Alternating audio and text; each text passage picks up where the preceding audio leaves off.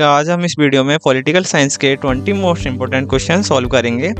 आप चाहे bank, SSC, railway या किसी भी गवर्नमेंट जॉब का तैयारी कर रहे हो, ये क्वेश्चंस रिपीट होने के चांसेस है और आपके एग्जाम्स में आने के भी चांसेस है। क्वेश्चन बहुत ही इंपॉर्टेंट है, तो वीडियो को बिना स्किप किए एंड तक देखिए। ओके दोस्तों, तो मेरे साथ ट्राई सॉल्व करने का आल्सो ट्राई भी कीजिए आप लोग। हमारा फर्स्ट क्वेश्चन है, on which day Jana Gana Mana was adopted as the national anthem of India. मतलब किस दिन जनगण मन को भारत के राष्ट्रीय गान के रूप में अपनाया गया था। दोस्तों 5 सेकंड का टाइम लीजिए, खुद से सॉल्व करने का ट्राई कीजिए इसे फर्स्ट। तो इसका राइट ऑप्शन होगा, आंसर होगा ऑप्शन सी, 24 जनवरी 1950। दोस्तों इस दिन हमारे जो जनगण मन है उसको राष्ट्रीय गान के रूप में अपनाया गया था। और दोस्तों ऑप्शन बी, जैसे कि आप देख पा रहे हैं, इस दिन 22 जुलाई 1947 इस दिन दोस्तों तिरंगे को राष्ट्रीय ध्वज के रूप में अपनाया गया था। और डी ऑप्शन, जैसे कि 26 जनवरी 1950, इसके बारे में तो आप सभी को पता ही होगा कि इस दिन हमारे देश का संविधान लागू किया गया था। ओके दोस्तों, सेकंड क्वेश्चन पे जाते हैं हम। सेकंड क्वेश्चन है, power to increase the number of जजेज of the Supreme Court is vested in. सर्वोच्च न्यायालय के न्यायाधीशों की संख्या बढ़ाने की शक्ति किसके पास है। तो दोस्तों 5 सेकंड का टाइम लीजिए और कुछ सॉल्व करने का इसे ट्राई कीजिए आप। दोस्तों इसका राइट आंसर होगा पार्लियामेंट। पार्लियामेंट के पास ही पावर है कि वो सुप्रीम कोर्ट के जजों की संख्या को बढ़ा सकता है। अभी फिलहाल में सुप्रीम कोर्ट में जजों की संख्या है 34। ठीक है दोस्तों, जिनमें से एक हमारे चीफ जस्टिस ऑफ इंडिया भी है और 33 अदर जजेज है। ठीक है, और उनको नियुक्त कौन करता है, हमारे प्रेसिडेंट नियुक्त करते हैं। ठीक है, और तो नेक्स्ट क्वेश्चन पर जाते हैं दोस्तों। नेक्स्ट क्वेश्चन हमारा, on which day Indian constitution was adopted. मतलब किस दिन भारतीय संविधान को अपनाया गया था। दोस्तों इसका राइट आंसर हो जाएगा ऑप्शन बी, 26 नवंबर 1949। दोस्तों इस दिन हमारा भारतीय संविधान बनकर तैयार हुआ था, मतलब कि कॉन्स्टिट्यूएंट असेंबली के द्वारा से अपनाया गया था। और इसे कब लागू किया था, भारतीय संविधान को 26 जनवरी 1950 को लागू किया गया था। ओके दोस्तों, ठीक है, नेक्स्ट क्वेश्चन पे हम लोग जाते हैं। नेक्स्ट क्वेश्चन हमारा, in which part of the Indian constitution the fundamental rights have been provided. भारतीय संविधान के किस भाग में मौलिक अधिकार प्रदान किए गए हैं।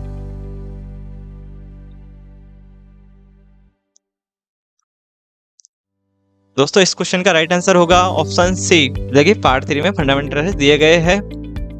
ओके दोस्तों, और पार्ट 4 में तो दोस्तों डीपीएसपी मतलब directive principles of state policies दी गई है। पार्ट 4A में दी गया है हमको क्या, फंडामेंटल ड्यूटीज दी गई है। ओके दोस्तों, नेक्स्ट क्वेश्चन पे हम जाते हैं। The mind of the makers of the constitution of India is reflected in which of the following. Bharat के संविधान के निर्माताओं का मन निम्नलिखित में से किसमें परिलक्षित होता है।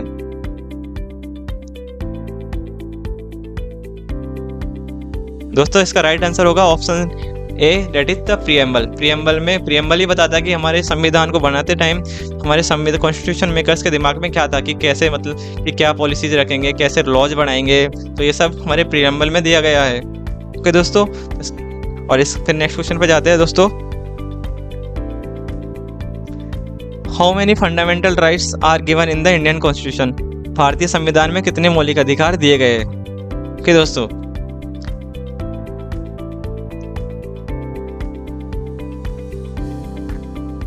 इसका राइट आंसर हो जाएगा 6। अभी रेसेंट प्रेजेंट में 6 फंडामेंटल राइट्स गिवन है हम लोगों को।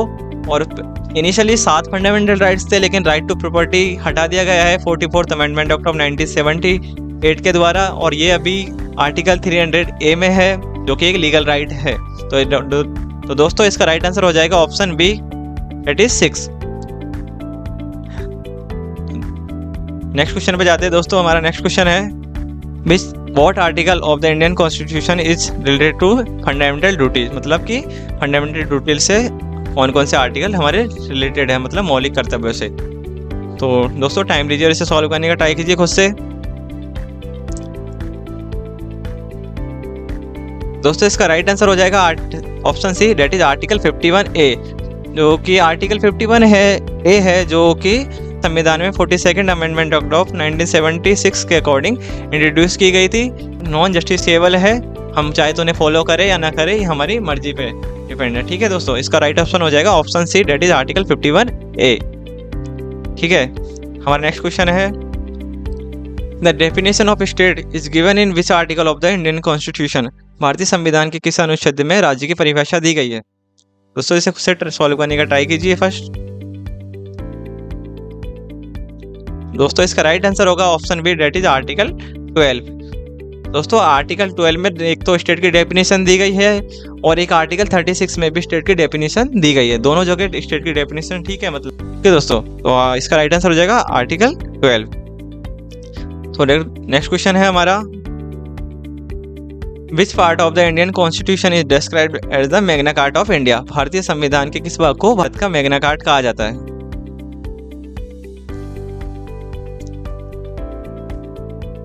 दोस्तों इसका राइट आंसर होगा option B, that is part 3, मतलब कि फंडामेंटल राइट्स पार्ट 3 को भारत का मैग्ना कार्टा कहा जाता है। ठीक है दोस्तों, और ये मौलिक अधिकार है हमारे इंडियन कॉन्स्टिट्यूशन जो कहाँ से इंस्पायर्ड है? American constitution, that is bill of rights of American constitution से इंस्पायर्ड है होकर भारतीय संविधान में मौलिक अधिकारों को इंट्रोड्यूस किया गया। ओके दोस्तों, नेक्स्ट क्वेश्चन है हमारा, the directive principles of state policy are given in which of the articles? राज्य के नीति निर्देशक सिद्धांत किस अनुच्छेद में दिए गए हैं? तो दोस्तों इसका राइट आंसर हो जाएगा option C, that is article 36 to 51। इसमें हमारे DPSPs गिवन है, जो कि ये भी ऑल्सो नॉन जस्टिसेबल है इसका। ठीक है दोस्तों, इसका राइट आंसर हो जाएगा option C, that is article 36 to 51। So हमारा नेक्स्ट क्वेश्चन है, the nature of right to property is? संपत्ति के अधिकार की प्रकृति क्या है? तो दोस्तों इसका राइट आंसर हो जाएगा option B, that is legal right.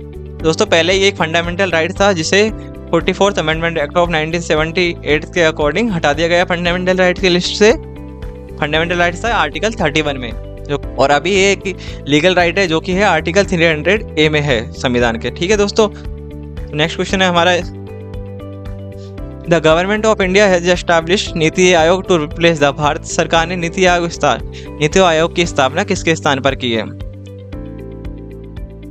तो दोस्तों इसका राइट ऑप्शन आंसर हो जाएगा option D, that is planning commission. ठीक है दोस्तों, और जो नीति आयोग की स्थापना की गई थी वो की गई थी दोस्तों 2015 में, 1 जनवरी 2015 को इसकी नीति आयोग की स्थापना की गई थी, मतलब ये वर्किंग में आ गया था ये। और जो इसके चेयरमैन होते हैं वो होते हैं हमारे prime minister of India. Okay दोस्तों, तो इसका राइट ऑप्शन आंसर हो जाएगा ऑप्शन डी। तो हमारा नेक्स्ट क्वेश्चन है, जजेज of High Court are removed by? उच्च न्यायालय के न्यायाधीशों को किसके द्वारा हटाया जाता है? तो दोस्तों इसका राइट आंसर हो जाएगा ऑप्शन बी, उच्च न्यायालय के न्यायाधीशों को हटाया जाता है प्रेसिडेंट के द्वारा। ठीक है, उन्हें वही नियुक्त करते हैं और वही हटाते हैं उन्हें। ठीक है दोस्तों, इसका राइट आंसर हो जाएगा option B, the president of India. ठीक है, नेक्स्ट क्वेश्चन है हमारा, the emergency provisions are content in which part of the Indian constitution? आपातकालीन प्रावधान भारतीय संविधान के किस भाग में निहित है, मतलब किस भाग में है? दोस्तों take a time and try to solve this question within 5 seconds. दोस्तों इसका राइट आंसर हो जाएगा option C, that is part 18। इसमें हमारे इमरजेंसी प्रोविजंस दिए गए हैं आर्टिकल 352 से 360, मतलब 352 से 360 के बीच में इमरजेंसी प्रोविजंस दिए गए हैं।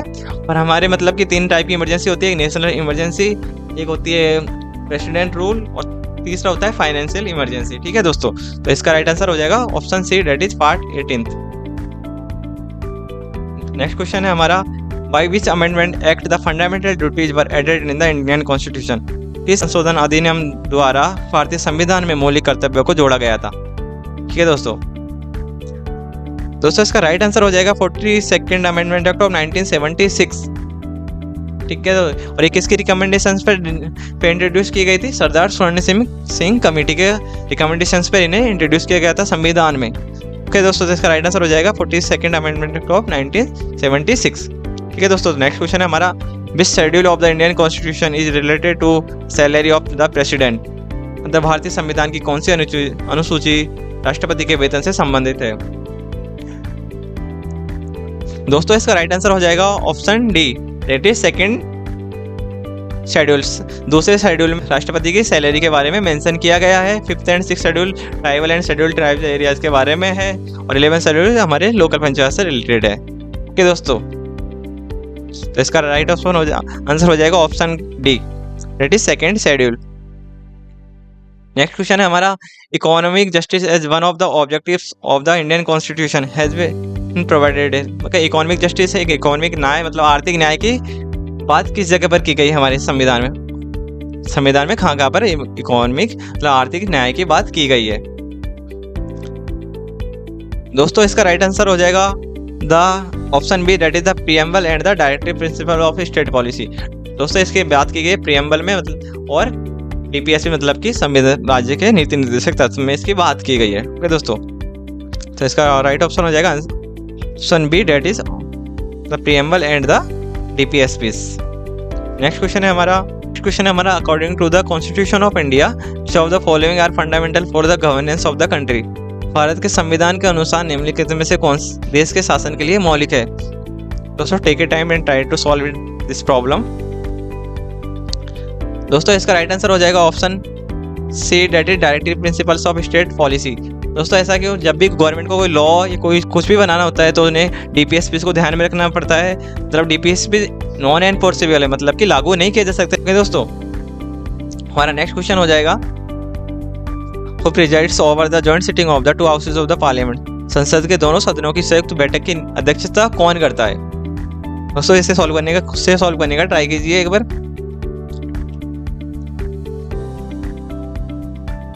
दोस्तों इसका राइट ऑप्शन आंसर हो जाएगा option B, the speaker of the Lok Sabha. संसद के दोनों सदस्यों की संयुक्त बैठक की अध्यक्षता करता है और उनकी अनुपस्थिति में करता है the deputy speaker of the Lok Sabha. ठीक है ना। और जब दोस्तों डिप्टी स्पीकर और स्पीकर दोनों ही मतलब कि प्रेजेंट नहीं है तो इस केस में करता है deputy chairman of the Rajya Sabha.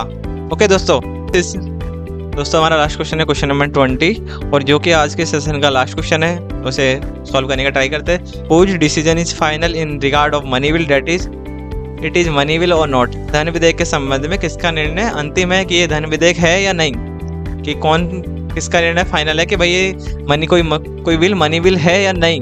उसका राइट आंसर होगा option D, that is the speaker of the Lok Sabha speaker का डिसीजन फाइनल है कि कोई बिल मनी बिल है या नहीं है। ओके दोस्तों, तो हमारा आज का सेशन यहीं पर खत्म होता है, और ऐसे इन्फॉर्मेटिव वीडियो देखने के लिए हमारे चैनल को सब्सक्राइब कीजिए, और वीडियो पसंद आया होगा तो आप वीडियो को लाइक कीजिए और